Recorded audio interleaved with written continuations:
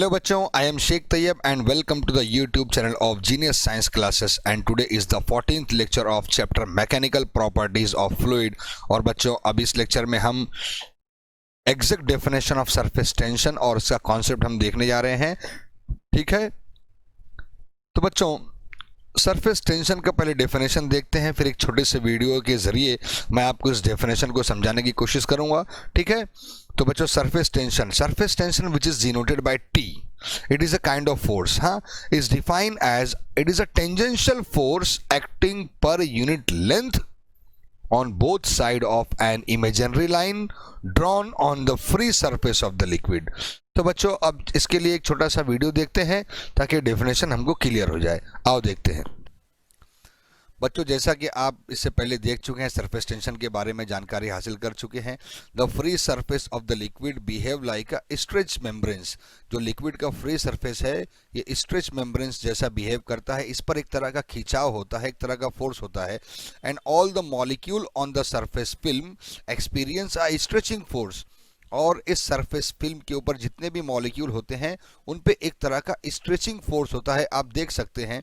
ठीक है, तो बच्चों imagine a straight line A B, और ये फोर्स अब किस तरह का होता है आपको सरफेस टेंशन का एग्जैक्टली डेफिनेशन एक्सप्लेन करने की कोशिश कर रहे हैं।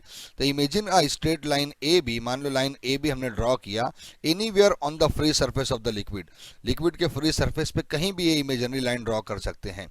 ठीक है, तो molecule near this line A be pulled on each side, और इस फ्री सरफेस से भी जितने भी मॉलिक्यूल हैं इन पे जो है दोनों तरफ से जो है फोर्स लग रहा है, इस तरफ भी लग रहा है, उस तरफ से भी फोर्स लग रहा है। And this force is acting perpendicular to line A B and tangential to the free surface of the liquid. और ये जो फोर्स जो लग रहा है ये इस लाइन ए बी के परपेंडिकुलर है और इस लिक्विड सरफेस पे टेंजेंट है।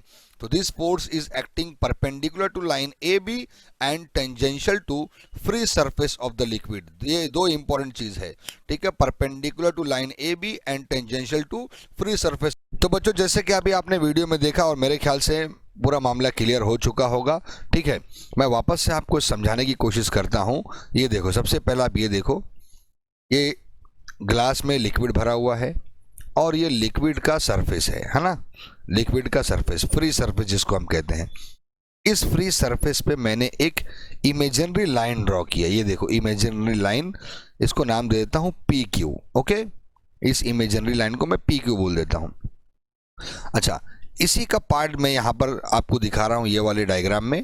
ठीक है, यहाँ ए बी से दिखाया, इसको मैं पी क्यू कर देता हूं, लाइन पी क्यू। ठीक है, मान लो इस इमेजिनरी लाइन पे बहुत सारे मॉलिक्यूल्स हैं। ठीक है, बहुत सारे मॉलिक्यूल्स हैं और इन मॉलिक्यूल्स के ऊपर फोर्स एक्ट कर रहा है। ठीक है, और दोनों भी साइड, इधर इस तरफ भी फोर्स एक्ट कर रहा है, इस तरफ भी फोर्स एक्ट कर रहा है। तो लाइन के दोनों साइड फोर्स एक्ट कर रहा है और ये फोर्स कैसा है, ये फोर्स लाइन पी क्यू पर परपेंडिकुलर है, लाइन पी के ऊपर परपेंडिकुलर है और लिक्विड सरफेस के टेंजेंशियल है। ठीक है, आप इस डायग्राम में देख सकते हैं ये जो फोर्स एक्ट कर रहा है, मान लो इधर मॉलिक्यूल है, इधर भी मॉलिक्यूल है।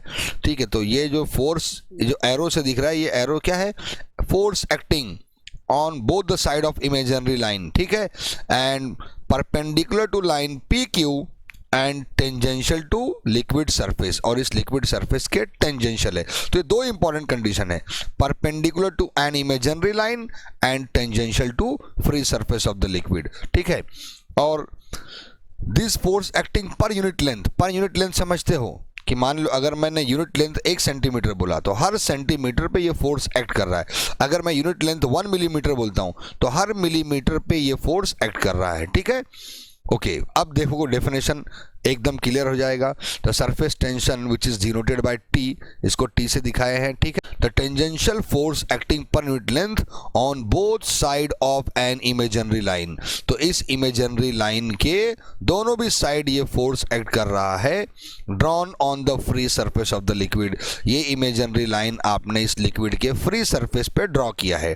ठीक है, तो सिंपल है बात, क्या किया आपने लिक्विड के फ्री सरफेस पे एक इमेजिनरी लाइन ड्रॉ किया पी क्यू, और यहाँ पर अब जितने भी मॉलिक्यूल होंगे इस पे जो है फोर्स एक्ट कर रहा है दोनों भी side per unit length.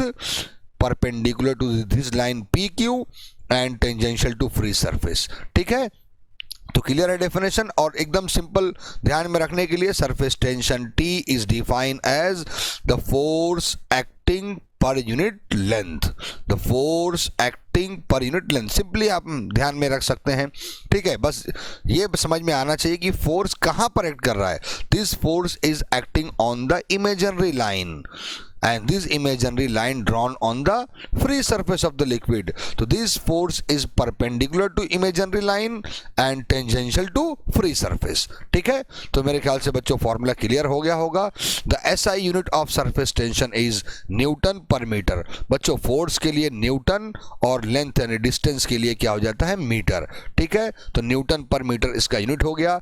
Dimension are L0 M1 T-2, dimension निकालने आपको आता होगा। फोर्स को ब्रेक करेंगे mass into acceleration, acceleration break होगा velocity upon time, velocity distance upon time, और सबको MLT में कन्वर्ट कर देंगे तो डायमेंशन आपको मिल जाएगा। और बच्चों अब एक्सप्लेनेशन तो अब आपके लिए एकदम सिंपल हो गया, जैसे आपने वीडियो देखा यहाँ पर एक्सप्लेन किया मैंने। Imagine a line PQ of length drawn to the tangential to the free surface of the liquid। आपने ड्रॉ किया लाइन PQ, है ना, ये इस लिक्विड सरफेस पे टेंजेंट भी है।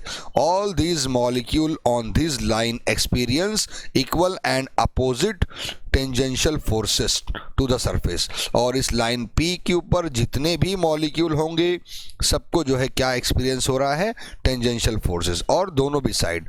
ठीक है, तो बच्चों ये था आपका definition of surface tension. Exact definition 2 marks के लिए क्वेश्चन आ सकता है। ठीक है, define surface tension, give unit and dimension.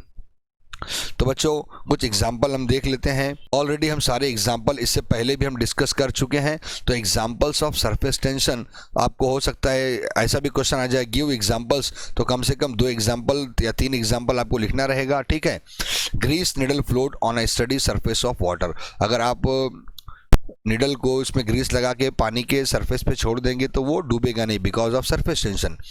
ठीक है, number 2, insect like spider walk on the surface of study water while walking, their feet produce dimples on the surface without rupturing the film.